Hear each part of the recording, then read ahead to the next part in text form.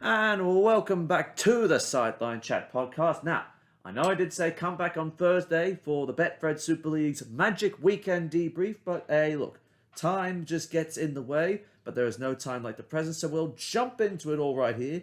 And what a way to start up the 2022 Dacia Magic Weekend at St James Park in Newcastle with Wakefield Trinity versus Toulouse Olympique. Now, Josh Bowden, having just freshly signed from Hull FC, has been named in the 21-man squad by Willing Poaching and could make his debut at Magic for Trinity. As for Toulouse, Eloy Pelissier and Ilias Bragal both return, but unfortunately Andrew Dixon, Hugo Pezet and Lloyd White are all out due to injury.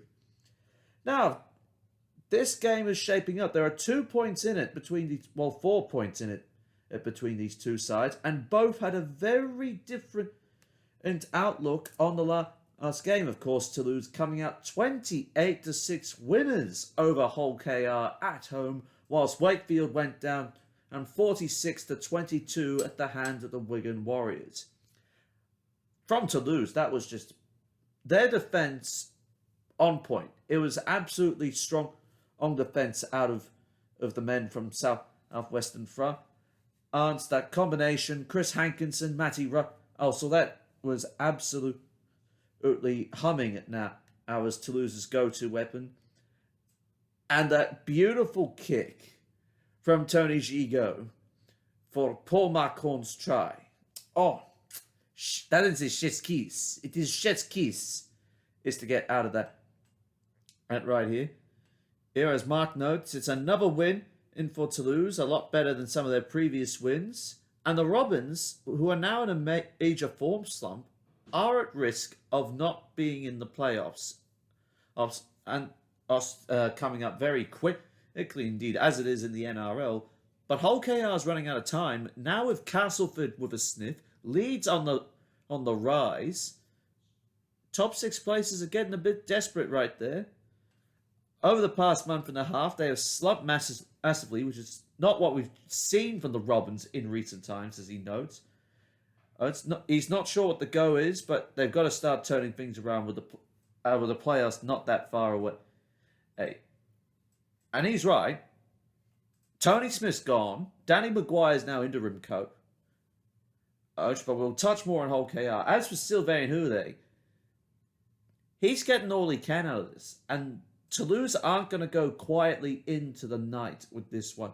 And right, I hear Ollie Ashelbot, one of these not necessarily lone players, but additions to the squad that have come later. 1 try, 114 run meters, 8 tackle breaks, and 2 line breaks in a big defensive win for Toulouse, as they have been known for major blowout scorelines on the opposite side of the score sheet. So to get one of these big wins right here, a lot of confidence of showing the Newcastle crowd what they can bring to Super League, provided they've got enough time to stay. As for Wakefield, well, this was a little bit different from them. They got into the contest. They were a try down at one stage, a try in it, a try in it. But at the end of the day, Bevan French and Wigan putting on an absolute clinic at the B World Support Stadium. But yeah, just some crazy tries scored, but particularly by Wakefield in regards to Jay Pitts. And that beautiful ball out for their recent recruit, Carl Evans, having made the defection over to the light side of rugby. Screw you, rugby union types. A good start, but in a underperforming side like Wakefield Trinity against a top 2 contender in the Wigan Warriors, it went one way, and that is exactly what happened there. Wakefield's right edge torn apart, and then their left edge got a little bit of a peppering on the end of it. But Bevan French, as I said, 2 tries, 3 try assists, 100 running meters, 4 tackle breaks, and a single line break to his name. Last time these two sides met, it's been back and forth, to say the least, but now this is where it really it's on the knuckles. Toulouse can close the gap even further to 2 competition points if they can get a win over Wakefield right here. Now, Trinity might want to stiffen up their... I've looked to stiffen up their forward pack, and they brought in a big name from Rugby. But is it going to be enough against this side of Toulouse Olympique? Well, I think they're now actually starting to believe.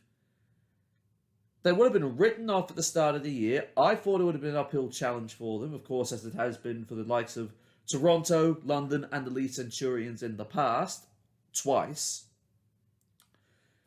But they're not going to go quietly into the night, and now they have a chance to really show daylight between them and the rest of Super League's Oldham dwellers. As for this game, to open up day 1 of the Dacia Magic weekend, and this is going to be tight. Wakefield are looking for a bounce back. Tighten up defense would be a major thing to look at right here. As for Toulouse, well, their style of rugby is really starting to get on right here. And if they can improve their defensive performance, if they got the errors cut out and they are targeting the wingers, including the likes of Marcon, you would have to actually think a bit of French flair will really light up Magic Weekend for the first game of the day. Mark has already called it a Toulouse 7-12 win. I think I'll agree with that margin, 7-12, and I think Corey Norman will really light up the stage this time. He's done his part, to say the least, but I think this is sort of the stage. If he wanted the show, he's one of these recruits that can keep Toulouse in Super League, and of course, Matty Russell named in the squad. Whether he plays or not is another matter. I would be under no illusions that he would go down very well. I've said that in the past, but if he can pull it off, then that would be something else entirely. So, in agreement on Toulouse, we move on to really the blockbuster day a fixture. St. Helens up against the Wigan Warriors, and there have been some readjustments made by Christian Wolf. Of course, no Tommy Makinson, ruled out for 5 weeks with a hamstring injury, but he has got benefit of Will Hopewati and Conrad Hurrell, both returning due to after their trip to France due to illness. As for Matty Pete's side, Cade Cust back in the 21-man and squad with Morgan Smithies. He's replacing Sam Halsall and Tommy Luawai. Well, of course, we already touched on how the Wigan Warriors has performed, doing the job over Wakefield as you'd expect, but the Saints, a tight contest where they were on the wrong side of the scoreline at the end, going down to the Catalan Dragons 20 points to 18. They started off all right. Johnny Lomax, Tommy Makinson, right up before he got injured. They were having a ball. I would generally say they were enjoying themselves out there. A tight contest. They were up 8-0. But I tell you what, the kicking game of Josh Drinkwater did them in. And this man really played a big part in that as well. Fuad Yaha, 125 running meters, 2 try assists, 1 line break, and 1 offload. They held the Saints out after getting to the lead. Kicks were doing them dirty. And then Mitchell Pearce adding in the extras with Dean Vare's try, which I think is what they really would have hoped for. After the round 1 demolition job, the Challenge Cup up quarterfinal exit, this was the square-up Catalan were looking for in their 3rd meeting of the season, 2nd in league. And it's still a warning shot across the bow that says, we are the Catalan Dragons, may we, and we are still in this for the top 2. We have knocked off these champions that knocked us out in the grand final last year. And the fact that this top 2 spots on the table are so tight at the moment, I am very keen to see how this goes out. Of course, the Buddha Sam Tompkins kept Saints out of the game. But they just couldn't break them down at the back 17 minutes. It's even with the injuries, there was just no way through. Now, no Makinson. That's going to be a bit of a problem for the Saints. Ain't, of course, we'd expect the next man and up right here. But you gotta have to wonder about this. Your first choice goal kicker's out. No doubt Jack Wellsby will step up. Benison will probably shift from fullback to the wing and bring someone else in as well. Of course, having Hopewadi back always helps, whether you need him fullback or in the centres if necessary. This is going to be very interesting with Saints and the Wigan Warriors meeting here at Magic Weekend.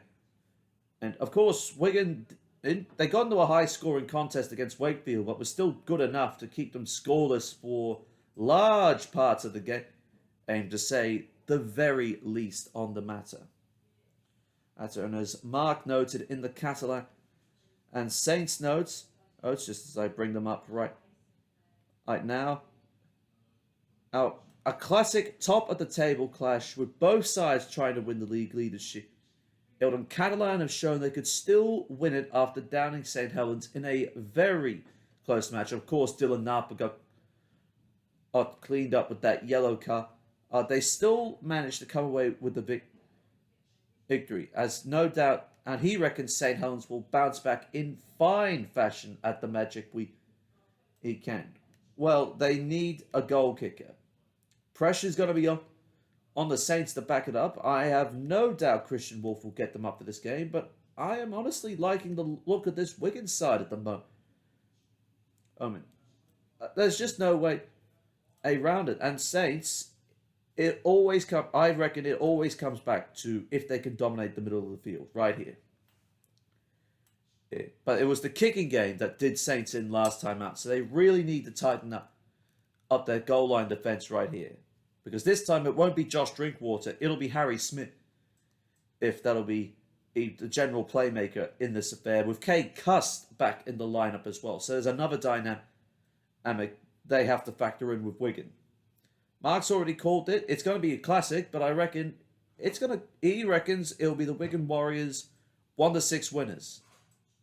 I'm going to agree with that too. I think Wigan will get at home, only just. And close the gap for the league leaders' shield. Now, the Leeds Rhinos against the Casper Tigers caps off day one of the Magic weekend. Of course, Leeds only have a 20-man squad because they're without Cruz leaving due to a foot injury, and of course missing a whole host of players including Saint Hedivano, Bodine Thompson, Muzi Mustafa, and Harry Newman, though they could recall Levi Evans from York if necessary. As per Lee Radford's side, Paul McShane and Nathan Massey miss out through bans, whilst Liam Watts returns and having completed his one-match ban. Of course, Castleford and the Leeds Rhinos opened up round 17 in good fashion, downing the first with Castleford, upsetting the Huddersfield Giants 26 points to 18, before Leeds absolutely destroyed Hull FC 62 to 12. Madness. We'll touch on the Tigers first. I did not see this result coming right here. The amount of errors Huddersfield made, despite playing their style of footy that we've grown accustomed to in 2022, the errors hurt them bigly. And I am talking bigly hurt them. The drop balls did the number on them, and the right side defensively, another bad display. This bleeding 3 tries in the matter of 40 minutes. You do that against anyone else, you who deserve to be done for. And they were practically done for.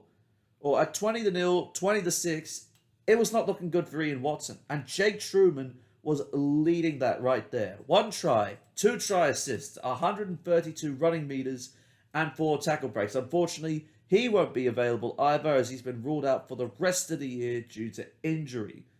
Geez, you're putting a man of the match performance, and then it's your final game you play for the Castle Tigers, as he will be joining Hull FC in 2023. But they got so unlucky with some of those tries. Well, I mean, the drop ball, or that allowed Truman to streak away, first with the first Darrell Alford's try, then slicing through for his own try, and then the McGilvery miss intercept that allowed Alford to bag his second. Sliding door moments, but it's the sliding doors that really hurt you. 2 points, Huddersfield, 6 game winning run. Could have gone to 7, third on the table, a point difference. And it's those 2 points that make all the difference in the world.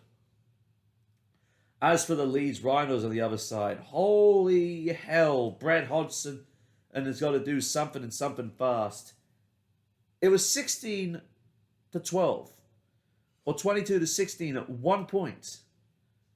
Hull were in the game, and then Leeds put 50 points on them. You just have to palm your face half of the time at how bad the black and whites play at times. I'm not sure they're missing a ton of players through injury at the moment, but this was just pure embarrassment. And Mark has noted they will be extremely disappointed with their result. Oh, I'm not kidding. Their right edge got torn to shreds. Ash Handley was an absolute gun for the Leeds Rhinos in this game. 204 running meters, 4 tackle breaks, 4 line breaks, and like Edrickley down at the Newcastle Knights, 5 tries he's scored in 80 minutes. 5 tries. Rowan Smith. I was about to say Richard Agar, but I forgot he's no longer there. Leeds must be absolutely laughing at the moment that they are still in touch with the top 6. Hull, on the meanwhile, they were 5th last time we saw it pan out, but they can't afford blowout scorelines like this. This will only hurt them more than anyone else going forward. Right here, of course, Leeds, it's got all of their decent players out on the park and firing for the first time in a while, which is saying something right here. So without Truman for Cass, I think the playing field now evens up. Liam Watt's back in the middle of the field. Perfect timing. But they need to tighten up that middle defence because they can't afford Cameron Smith with Fuzitua or Ash Handley supporting him on the inside or outside, because that's only going to cause pain right there. So tighten up the middle, and really they got to be playing defence a bit more, because there's no way they're going to force these errors out of Leeds after what we've seen, even though it was a very pathetic Hull FC side that was fielded by Brett Hodgson. Of course, Reynolds left, no Jake Connor, no Adam Swift, no Tuamavave. Josh Bowden walked out on them and partway through to take up another deal elsewhere. Oh, I shouldn't say walked out. That's a bit harsh to say the least. But I liked what I saw out of the Leeds Rhinos in this game, and I think they can kick on with something here. Now, Mark has already made his call on the front. He's called it the Casford Tigers to win this 1-6. I'm going to switch it up the other way for the first time today. Shocking, I know. And I'm going to say it'll be Castleford winning this 1-6. I think the Rhinos are absolutely looking for a massive win over the arch Yorkshire rival, and I think they're going to find it here at Newcastle. Now, Huddersfield, we'll stay with them, and up against the Salford Red Devils after a 32-24 win over the Warrington Wolves, rallying back from a 24-6 deficit. That's right, the Warrington Wolves choked again. Are we really surprised at this point? This honestly sums up Warrington 2022 right here. But they were on the ropes, Salford. And then Mark Sneed, out of nothing, pulls it out of the fire. No, I'm not kidding. It was absolutely mind-boggling to see Warrington kick out, 4 tries to 1 lead, Gareth Wood at George Williams on fire, as was Daryl Clark, always dangerous around the ruck. But then Salford found something. And this man, he rarely gets accolades, but of course, not many forwards do get the accolades. Jack Ormond-Royd, 2 tries, 122 running meters, 3 tackle breaks and 2 line breaks. And those 2 tries coming at a very critical point in the game. Because these are the 2 tries that Salford use to not only level it up, but to take the lead. That is absolutely insane right there. They were down and out, and then they came back from nothing. And good news for Salford is Greg Burke and Elijah Taylor return to bolster the forward options. A bit of questions around Andy Ackers and Joe Burgess, despite being one injured and, of course, not being named to face the Wolves. As for Huddersfield, Theo Farge is back in the side. So now Ian Watson, getting back onto Huddersfield, they have a selection headache right here. Lolohea, Russell, Price, Levi, Farge. 5 can't go into 4. Someone is going back to the bench or missing out altogether. And that raises an interesting question. And for the spine of the Giants, where do you put them all?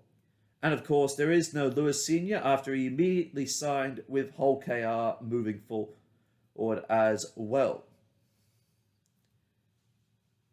Well, as I said, sliding doors moments led to Huddersfield being upset by Castleford.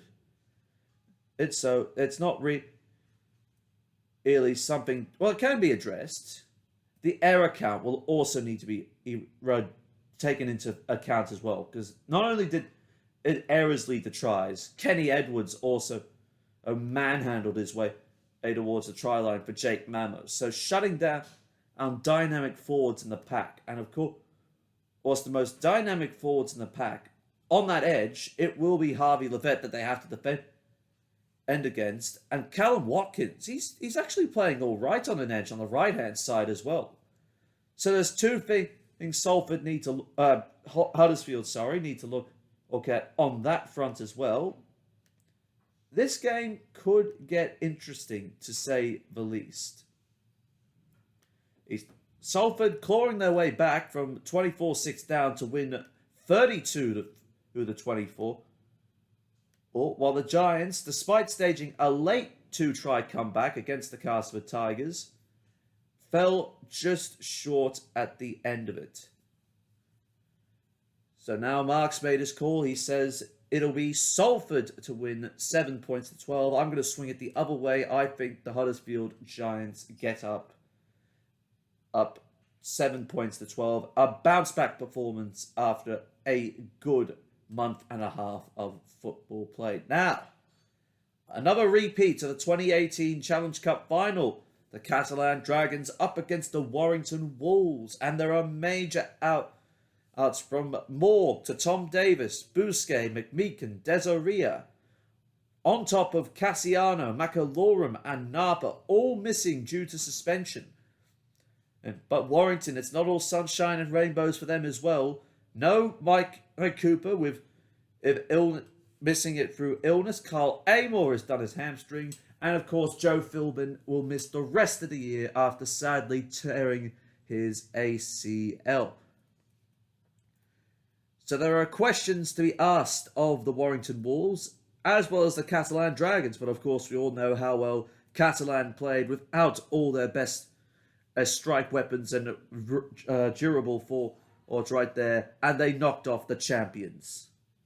Of course, this means that players like Tyrone May might get a chance in the side. Corentin Lecam might find his way in front of Benjamin Julien, who we don't know for sure.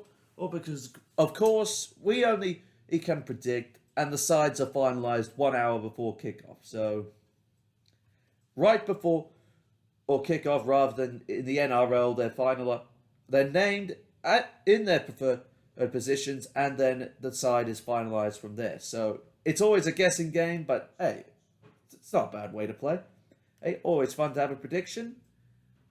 Another game that could have been winnable for the Warrington Wolves. It was almost like an unlosable game at this point. Of course, we both picked Salford to win this one.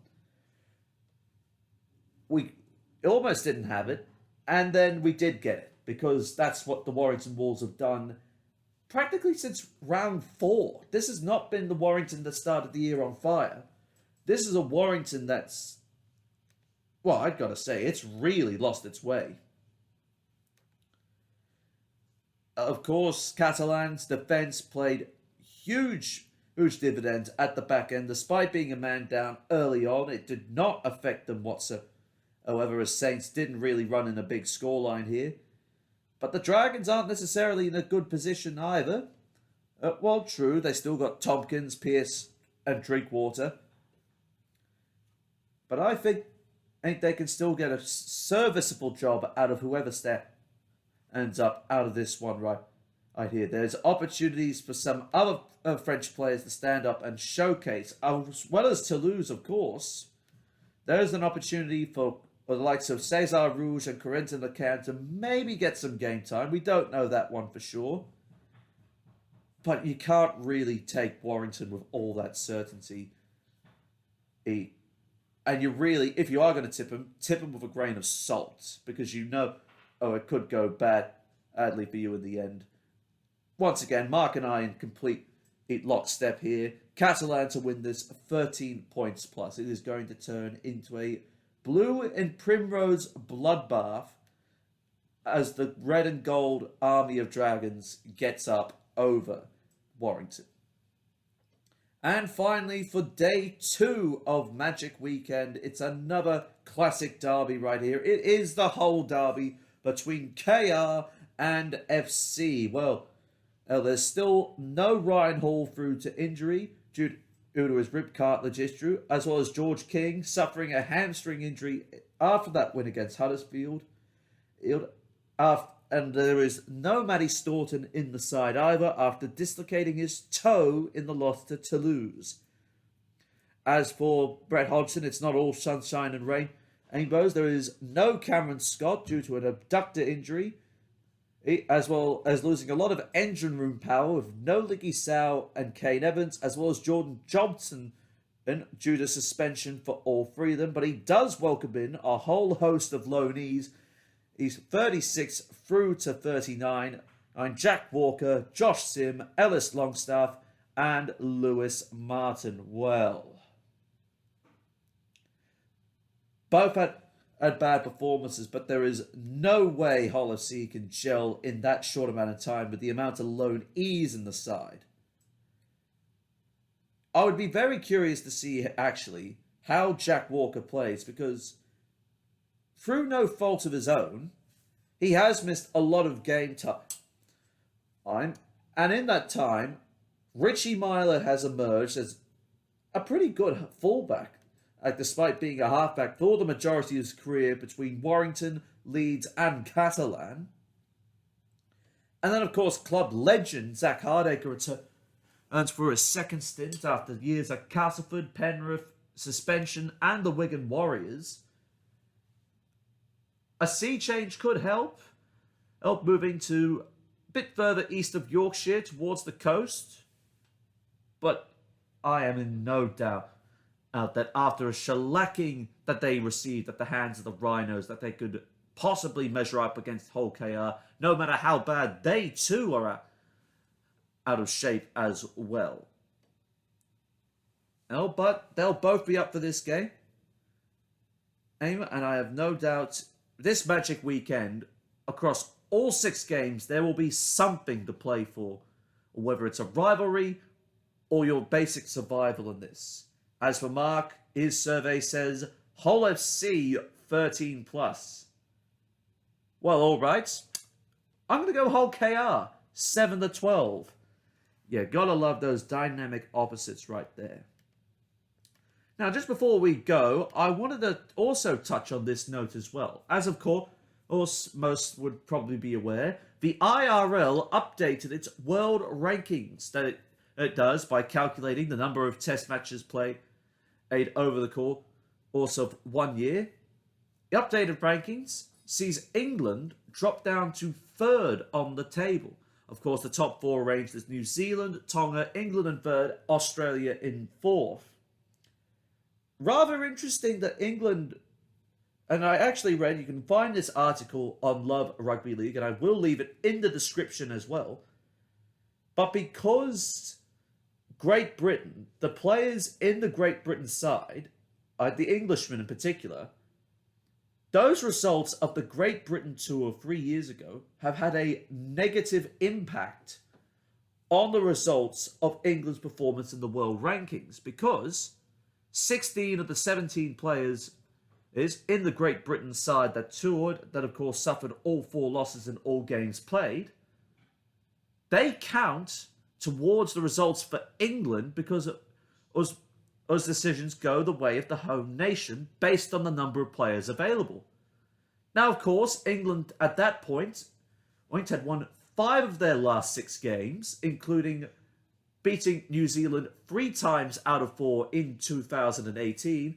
But because 16 of their 17, say for instance, 117 of the Great Britain players toured, and the results reflected on their home nation, they dropped down.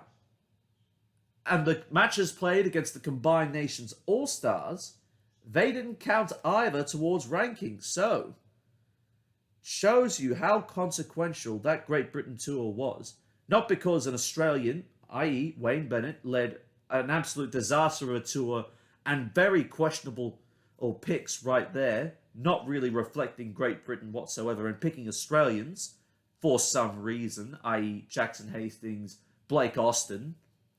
But that has caused England's drop in the world rankings, where they could have easily been second. But alas, what's done is done. I can't continue to moan about things. We can only look forward to the World Cup, where there will be a huge bearing right there. And I'll leave that article in the description linked down below.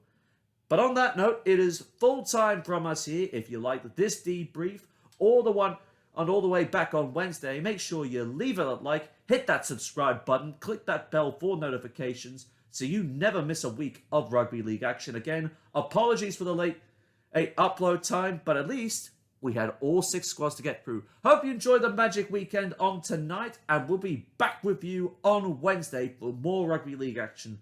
I am Connor Marcellus, and you have been listening to the Sideline Chat podcast. We'll see you in a couple of days.